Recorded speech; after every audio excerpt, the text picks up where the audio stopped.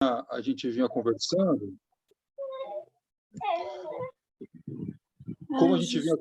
então, se a gente pudesse reter aquilo que foi essencial da reunião anterior, eu diria isso, que embora permaneça sendo um processo de recuperação, para além disso, mais do que isso, né, a gente compreende agora esse processo como como um caminho de planificação, né, sendo bem entendido, sendo bem compreendido, né, eu tenho até um pouco de receio, às vezes, de usar essa palavra sem dar assim maiores explicações, mas sendo bem entendido, é o caminho da felicidade. O caminho da felicidade no sentido cristão da palavra, tá? Quem esteve no culto de ontem de manhã, o pastor Rogério falou sobre a ditadura da felicidade e tal, também sobre isso, né? Então, nós não estamos falando dessa felicidade aí fake, nós estamos falando da verdadeira felicidade, né? Então, vamos então. Rô, você pode compartilhar aquela tela com a gente, por gentileza? Sim. Vamos então voltar para aquele mesmo. Isso, para esse mesmo ponto que a gente estava na semana passada, para a gente tentar localizar assim um pouco fazer um paralelo, né, entre o antes e o depois. Então, como a gente havia dito, se no primeiro passo a gente focava mais as nossas questões, agora o nosso primeiro passo a gente foca a condição humana, né? E a impotência, onde é que foi parar? Ela sumiu? Não, a impotência, se vocês se lembrarem disso, ela faz parte da própria condição humana, né? Então, se nós redigíssemos o passo da seguinte forma, né? Só para a gente assim formalmente ficar com uma linguagem mais aproximada do anterior, se a gente redigisse assim: reconhecemos que somos impotentes diante da nossa condição humana, a gente estaria dizendo assim: reconheça que o triângulo tem 3 pontas. Por quê?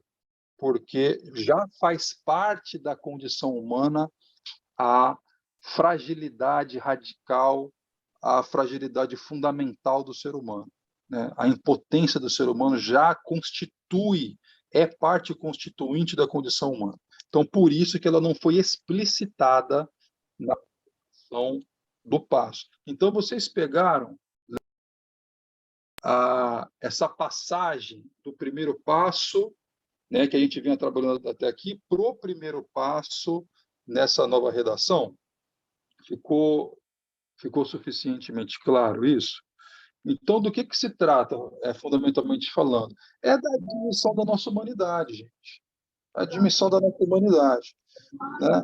Do que adianta eu querer iniciar, embora isso possa ser válido dentro de um determinado horizonte de compreensão, vamos dizer assim, mas do que adianta, assim, mais fundamentalmente, começar um processo de humanização, em busca de planificação da humanidade que é nossa, reconhecendo uma questão, por exemplo, o alcoolismo, estando isso desarticulado da nossa própria condição humana, né?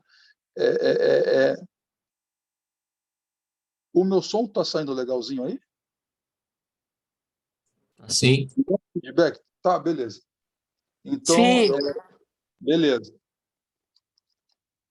Então, assim, desarticulado da condição humana, né? Então, a gente entendeu por bem começar pela base, vamos dizer assim, pelo chão, ao invés de começar pelo telhado, certo? Agora, assim, Felipe, mas no material anterior, né, no material anterior, a minha imagem está aparecendo para vocês aí? Eu não sei se a minha imagem está aparecendo. Sim. Tá. No material anterior, a gente trabalhava aquele conceito de negação, né?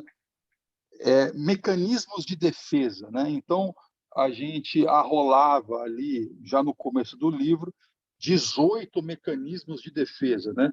18 mecanismos psicológicos, né, pelos quais a gente quer gerar algum tipo de distanciamento, né? Nós queremos nos cegar a respeito de determinada realidade que nos assola, que nos assalta, certo? Então, eram mecanismos de defesa, né, que favoreciam a negação do reconhecimento das nossas questões.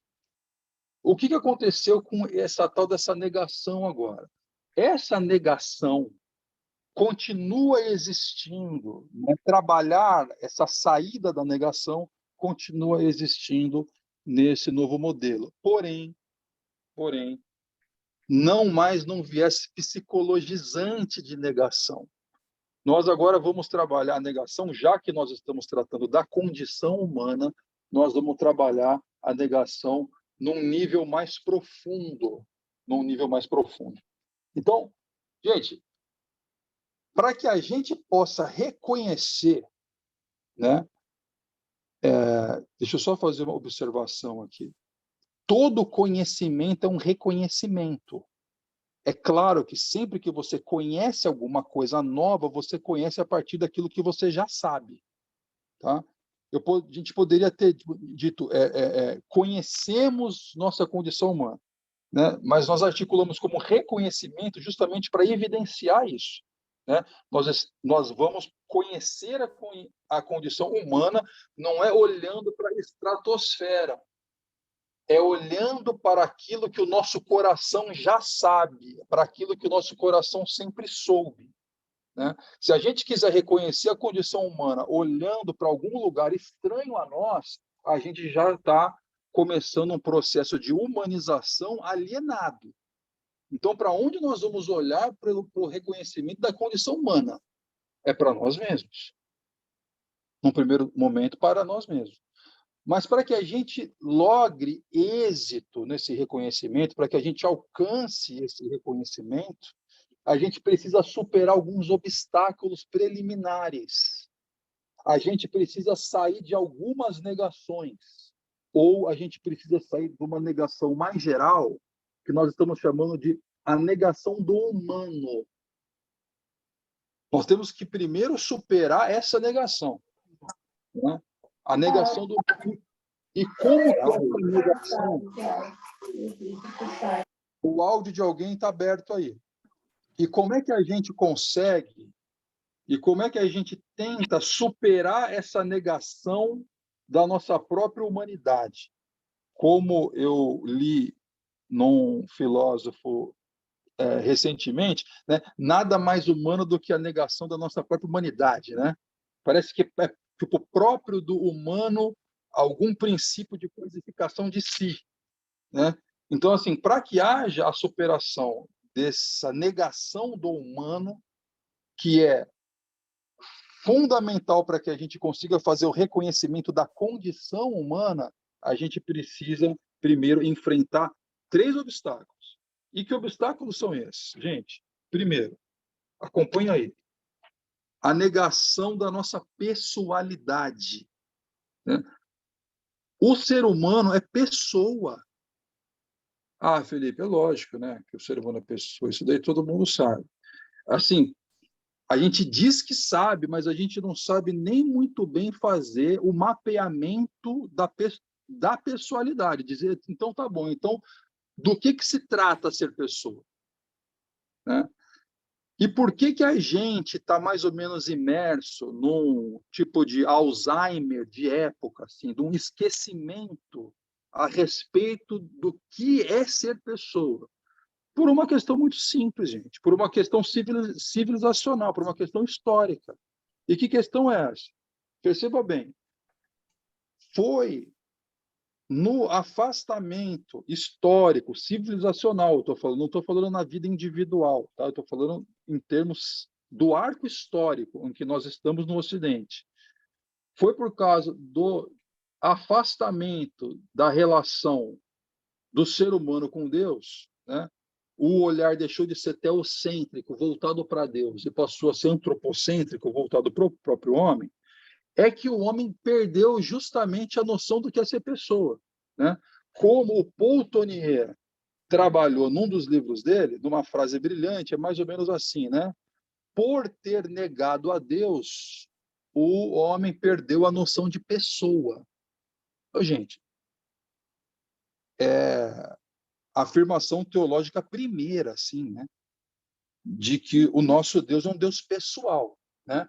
E tendo criado o ser humano à imagem e semelhança de si, ele fez um ser humano pessoal. Agora, se eu não tenho mais esse referencial divino, né, do qual a nossa pessoalidade deriva, que a nossa pessoalidade não é originária, a nossa pessoalidade tem uma fonte. E de onde essa fonte da qual a nossa pessoalidade deságua? Da onde que ela vem? É a pessoalidade transcendental de Deus. Agora, se eu não tenho mais, né, vamos dizer assim, se o céu está despovoado, se não tem mais ninguém, se não há mais uma pessoa em termos absolutos, se não há mais um Deus pessoal, com o passar do tempo, o que passou a acontecer? Um eclipse, um obscurecimento da nossa própria compreensão do que é ser pessoa. Porque Deus, que é o Deus, a primeira pessoa, foi tirada do horizonte. Então, não se trata assim de algo que afeta individualmente apenas a cada um de nós.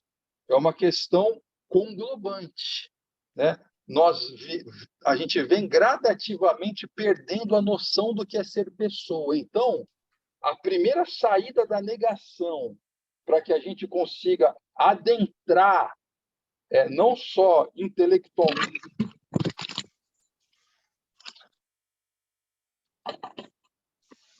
O meu celular não para de cair. Para que a gente possa adentrar não só intelectualmente, mas integralmente, né, nesse ambiente existencial que a gente vai tratar mais pormenorizadamente daqui 2 minutos, da condição humana, a gente precisa primeiro superar esse primeiro grande obstáculo, né? Que a gente tem assim uma mania epocal, civilizacional, né, de nos tomarmos de modo cada vez mais impessoalizante, né? Cada vez mais impessoalizante. Então a gente tem que acordar para isso, né? Nós vivemos como que num estado sonambúlico, como se nós fôssemos menos do que pessoas, né? Isso porque a gente fez o nosso referente último de compreensão de nós mesmos alguma outra coisa diferente de Deus, né?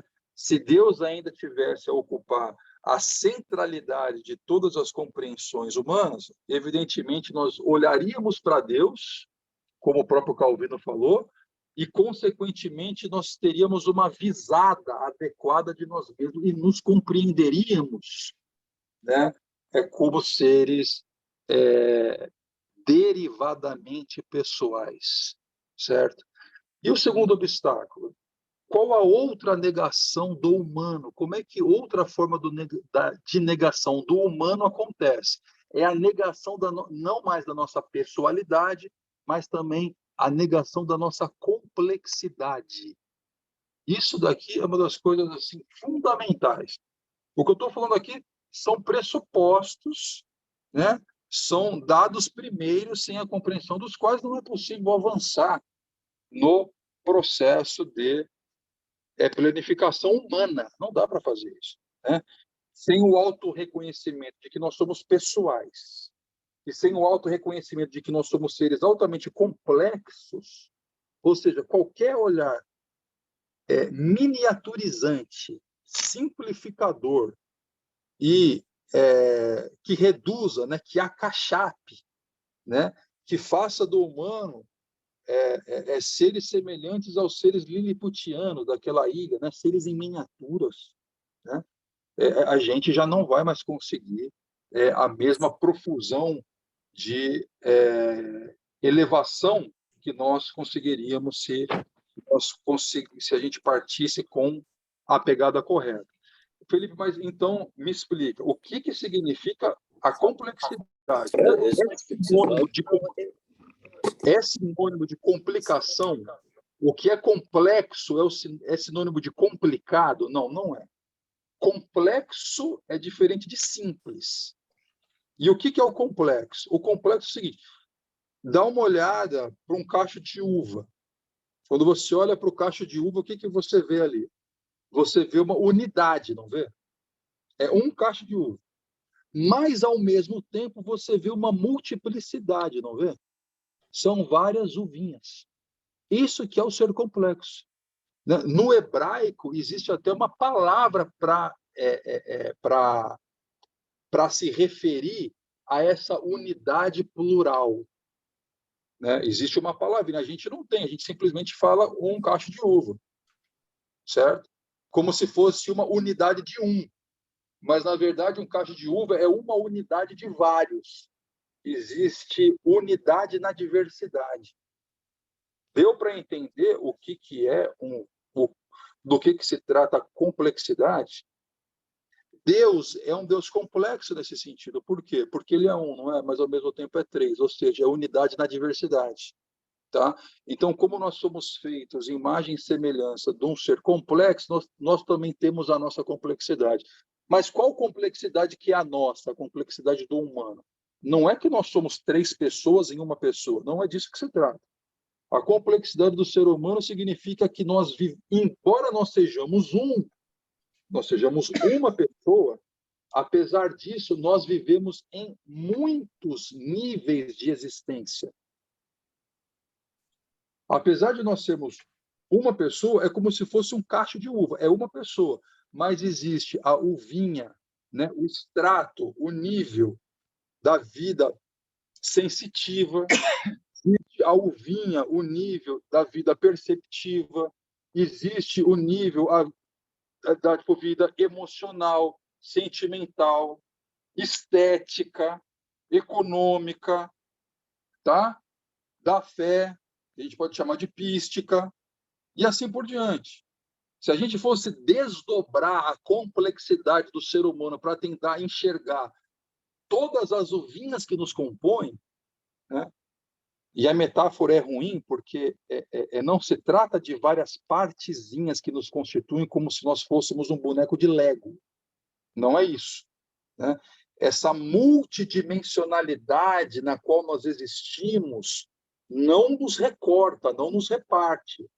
Por isso que eu estou falando que isso se chama complexidade, porque é uma inteireza feita de uma variedade, sem solução de continuidade, sem desfazimento da unidade. Tá? Se nós não tivermos em alta conta que nós somos seres formados de que nós existimos ao mesmo tempo em muitos níveis de realidade, a gente não consegue amplificar um processo planificador, humanizador em nós. É claro, porque aí nós vamos acabar hipertrofiando alguma dessas dimensões em detrimento das outras dimensões.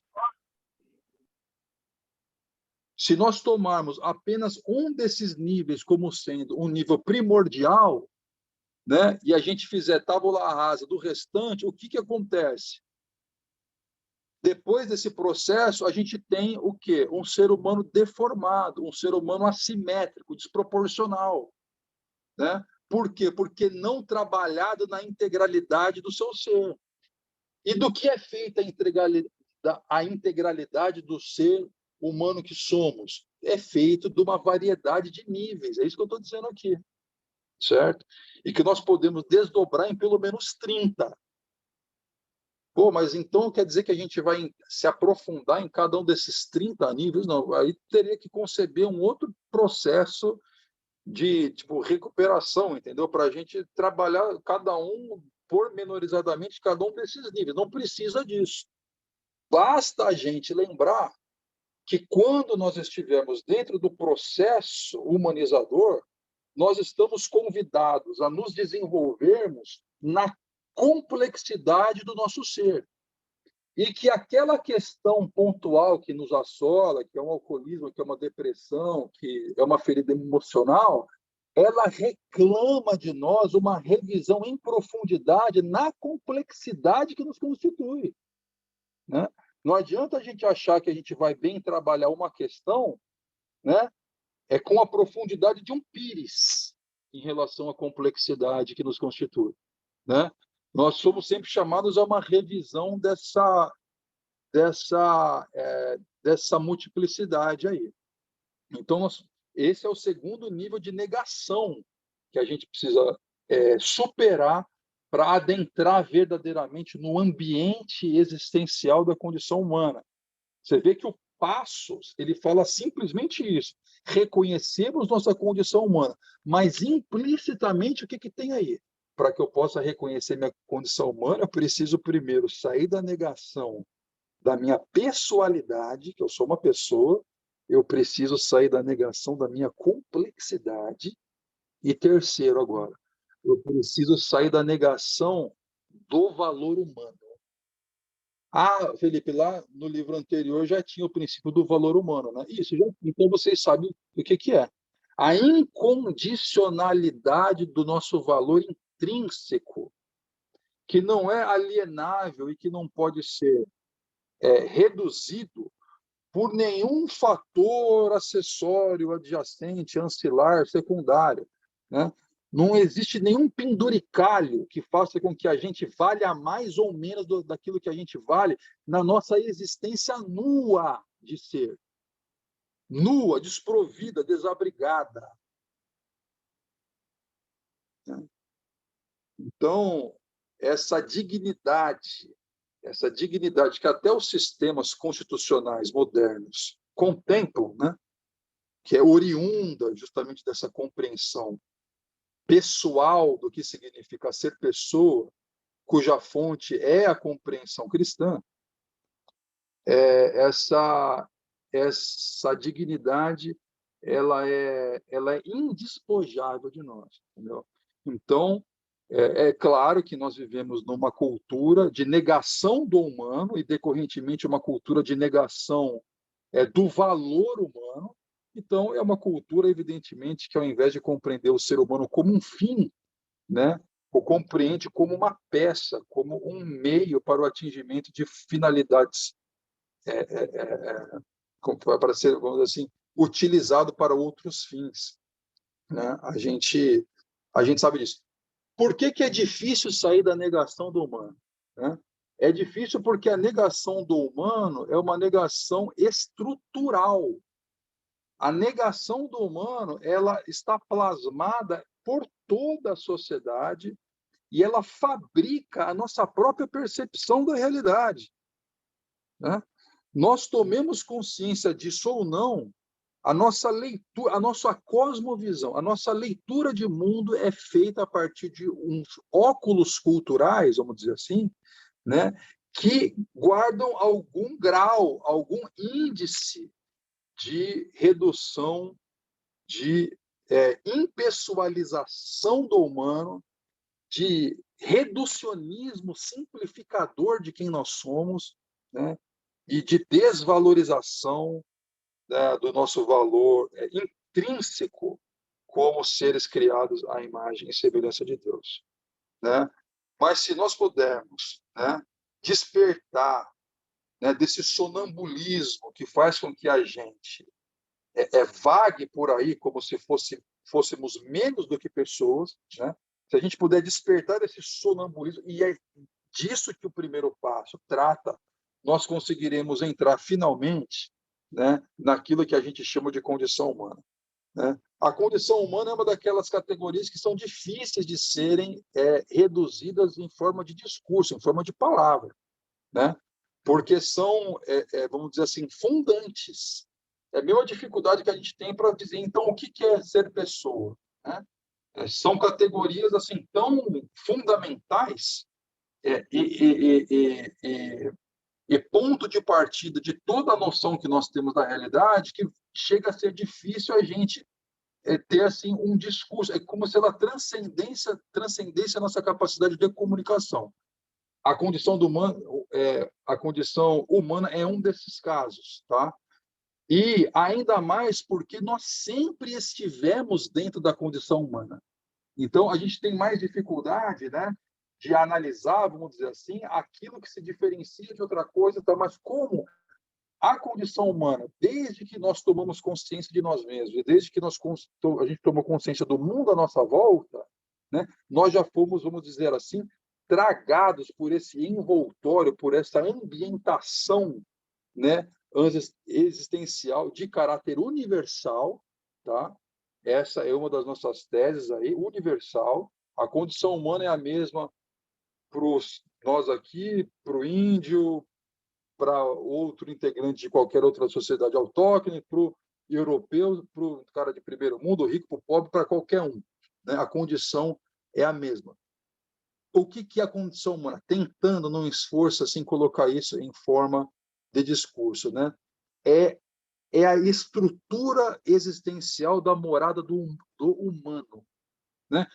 O peixe vive dentro d'água, né? E o ser humano, onde é que ele vive? Né? Mas se você fosse perguntar para um peixe assim, peixe, fale sobre a água, ele não sabe falar sobre a água, né?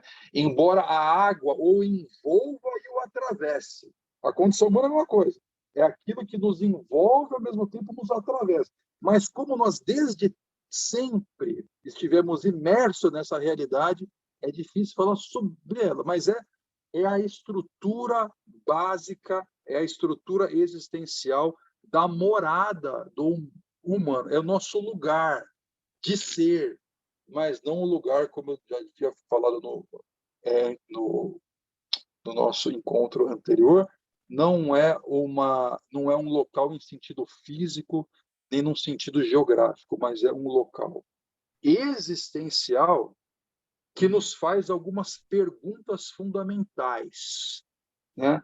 E se a gente olhar para a história da nossa vida, a gente vai perceber, né, que é possível e muito adequado que a gente faça uma biografia de nós mesmos, né? O que a gente vinha chamando até então de inventário moral, mas que a gente escreva a nossa história pessoal à luz, né, considerando que, né, nós vivemos a nossa vida é uma tentativa de responder à condição humana, né? Vamos, então, à condição humana aqui. Gente, a condição Lê, humana, a gente tem... dá só uma Oi. olhadinha aqui, ó. Ah, eu estou no amarelo. Tá, só para você se organizar, tá? A condição humana, gente, a gente tentou criar um quadro, né? Obviamente que é um quadro esquemático, né? A gente não seria assim, a gente seria pouco lúcido se a gente achasse que agora a gente está dando conta de toda a estrutura do real, né? Obviamente que não, né?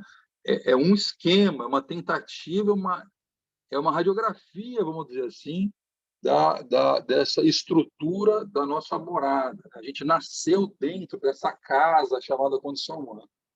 E de quais são os cômodos dessa casa, né?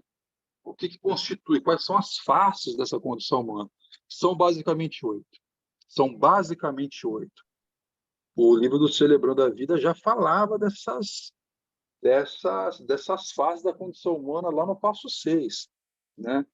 É o sentido, né? Nós não conseguimos viver uma vida totalmente desprovida de sentido. Essa vida não é humana. Agora tá me ouvindo. Essa vida não é humana. Eu não estou falando de objetivo, viu? Objetivo o cachorro tem. Ele quer comer, ele vai lá e come. Eu não estou falando de objetivo, eu estou falando de sentido, né?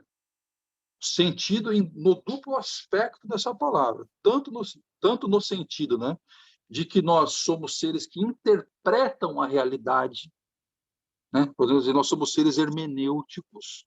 A realidade não é um assim dado bruto que nos impacta diretamente. Há sempre a mediação de uma leitura da realidade que nós fazemos. Então, nós somos seres hermenêuticos. Tanto é que existem diversas culturas, né, gente? As coisas não significam as mesmas coisas dependendo da comunidade simbólica que você faça parte, né? A vaca pode significar churrasco, pode significar sagrado. Mas o significante é o mesmo. O significante é o mesmo, mas a atribuição do sentido mediada pela interpretação é diferente. Tanto é que aqui eu vou lá no... Pode fazer propaganda aqui nesse Zoom, não? Eu vou lá no Mocelim, ali na Barra, e como umas coisas boas ali, entendeu? Isso daí seria, assim, um sacrilégio, né? Para uma outra cultura que tem o animal como uma das expressões do sagrado. Então, assim, somos seres de sentido, porque nós somos seres de interpretação, somos seres hermenêuticos, né? Não é sem razão que Deus, a primeira coisa que deu de trabalho para o homem foi que o homem nomeasse as coisas, né? Obviamente que nomear não é chamar papagaio de papagaia, né? Nomear é posicionar as coisas em relação a si e umas em relação às outras, né? É fazer uma localização significativa do que, não do que as coisas são, mas do que as coisas são para nós. Eu não vou ficar aqui agora descendo a minúcias do que significa a face da condição humana do sentido, mas só para vocês saberem, né? Se nós não acordarmos para este simples fato, né, de que tudo o que fazemos só fazemos em busca de sentido, né? E os marqueteiros tanto sabem disso, que fazem uma calça, que é um pedaço de pano, significa liberdade, um refrigerante, que é um negócio preto com espuminha, significa autenticidade, fazem um cartão black de um banco significar dignidade. Então, obviamente que nós somos seres que vivem dentro de um universo de sentido, obviamente que o que as pessoas querem vender para a gente não é produto nem serviço, é sentido, né? Mas não só o sentido, né? Nós somos seres em busca de pertencimento. Obviamente que ninguém quer ser sozinho, né? Evidentemente que o impulso originário no humano é de encontro com o outro, né? Esse estado de pseudo-estado de solidão, ele já é secundário, né? É pela frustração, né, de um ideal de unidade com o outro que, vamos dizer assim, que deu errado, ou que deu ruim. Mas a gente nunca para essa busca de pertencimento, né? Mas também temos uma busca por completude, porque somos seres faltantes, desejantes, né? Qual que é a palavra em hebraico para a Bíblia do Antigo Testamento se referir a isso? É nefesh, né? É alma, é garganta, é abertura sempre sedenta daquilo que lhe transcende, né? É por nós sermos almáticos, por nós sermos desejantes, por nós sermos seres sempre faltantes, é que nós somos humanos como somos, estamos sempre em busca dessa complementação, né? Porque nós não somos seres inteiros em nós, né? Deus nos constituiu assim, né? Por isso que a gente precisa desses encontros, né?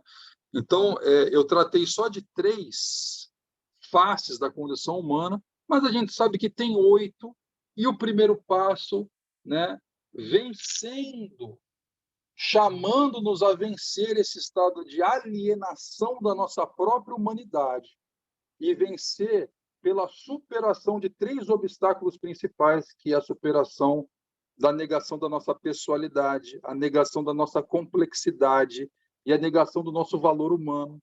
Se tivermos êxito na superação dessas negações, então, finalmente, faremos o reconhecimento dessa morada do humano que abraça, que envolve a todos nós, e esse é o ponto de partida de um processo não apenas de recuperação, mas de planificação, de elevação nos índices da nossa verdadeira felicidade.